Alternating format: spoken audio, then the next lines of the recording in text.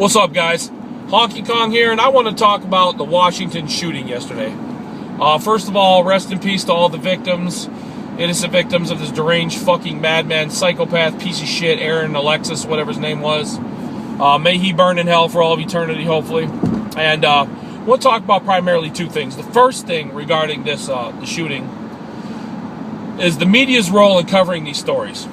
It seems to me the media, as usual, is not held to any standard of accountability. Okay, they push information out. It's like a brute force approach. They just, any tidbit of information they have, they throw it out there with no regards to whether it's true or not. For instance, NBC and CBS reported the name of the shooter, the suspected shooter. They gave the wrong name. They got the name, the original name, the wrong name.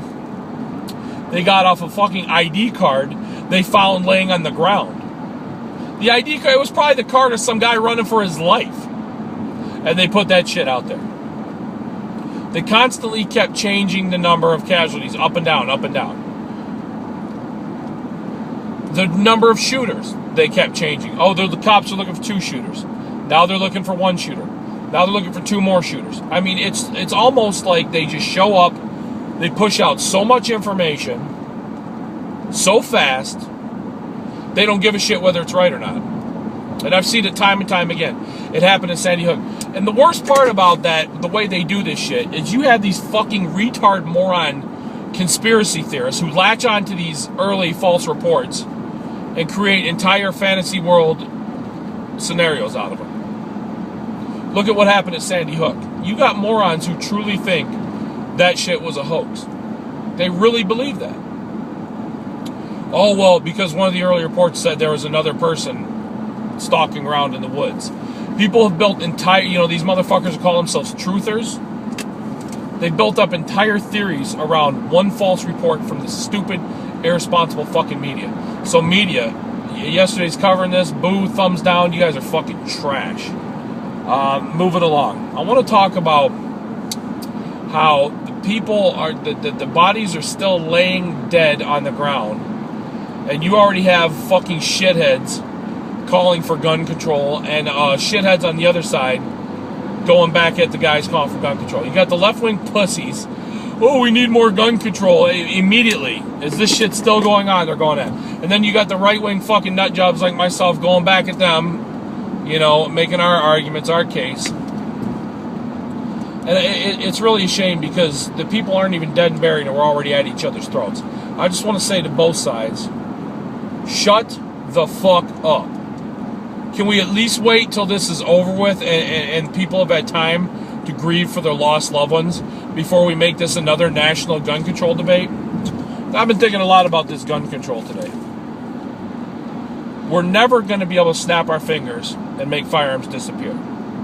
Okay? It's not going to happen. You're never in America going to say, you know what?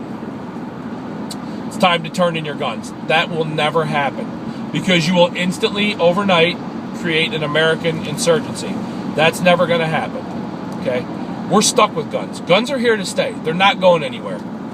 You may be able to reduce certain types of firearms. You may even be able to reduce ammunition capacity. But where there's a will, there's a way. If you're a psychotic, demonic, possessed, maniac individual, you're going to find a way to hurt and kill a lot of people.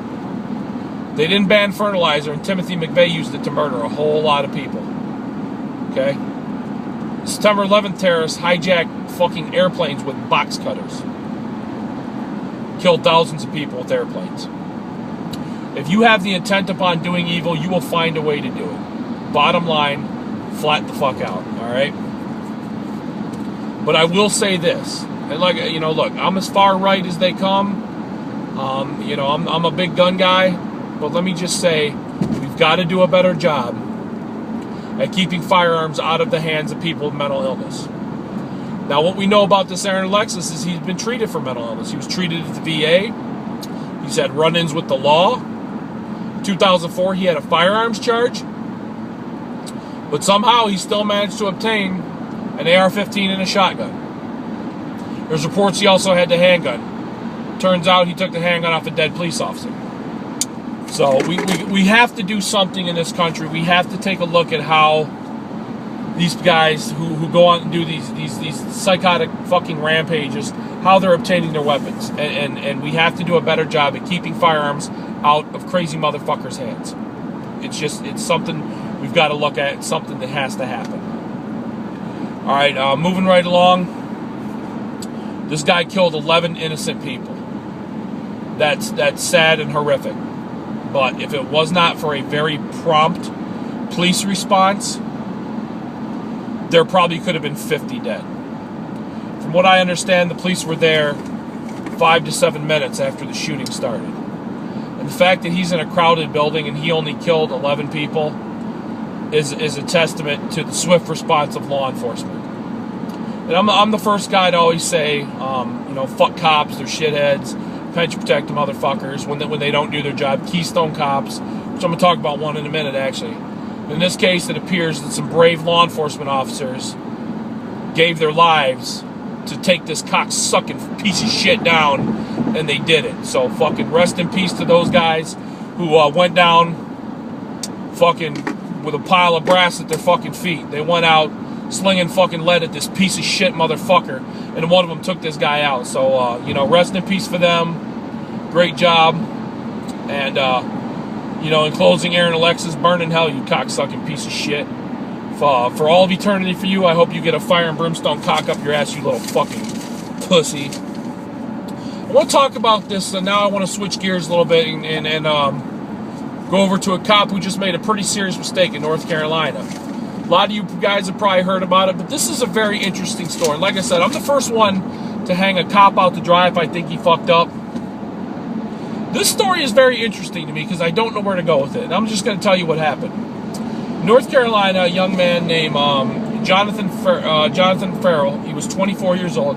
He's a former college football player at Florida A&M University. I think they're in Tallahassee. He crashed his car. This is like 2:30 in the morning. Crashed his car in the woods. Pretty serious car accident. Had to kick out the back window to escape from his vehicle. And he goes to a neighborhood and he starts like beating on the fucking door of a house like crazy. Well, the lady that, now this dude's black. This kid's black, right? The lady there looks out, sees somebody beating on her fucking door, and her husband's not home, calls 911, which is understandable. 2:30 in the morning, man. Motherfucker beating on my door, like, yeah, I'm going to do the same shit. You know what I mean? Now, here's where the story gets fucked up. The call went out to the cops that there's attempted breaking and entering, okay? Cops roll up. This dude apparently runs at the cops. Now, the news headline is, man shot by cops running to them for help. All right? Which, how the fuck do we know the case? Do we know it's the case because the guy's dead? That's speculation. Now, as the dude runs up to the cops, I guess, apparently are like, stop, get back, fucking whatever. They shoot him with a taser, and they said he still didn't stop. So a cop named fucking, I forget the guy's name, I got it here somewhere. A cop opens fire on the guy, shoots him, fires 12 shots, hits this kid 10 times, and kills him. All right, now mind you, it's 2:30 in the morning. The cops are responding to a reported break-in. This dude runs at him, and they wind up firing and shooting and killing him. Now, here's what I don't understand. Normally, it takes forever for police to bring charges against the cop. The cop's name was Randall Carrick. He's like he's kind of a new guy. I think he's like a 3 or 4 year veteran police officer. The cops immediately brought voluntary manslaughter charges against this guy, like within 2 days. The police officer that fired the shots. Now, what I don't understand is, how did they bring charges so quickly?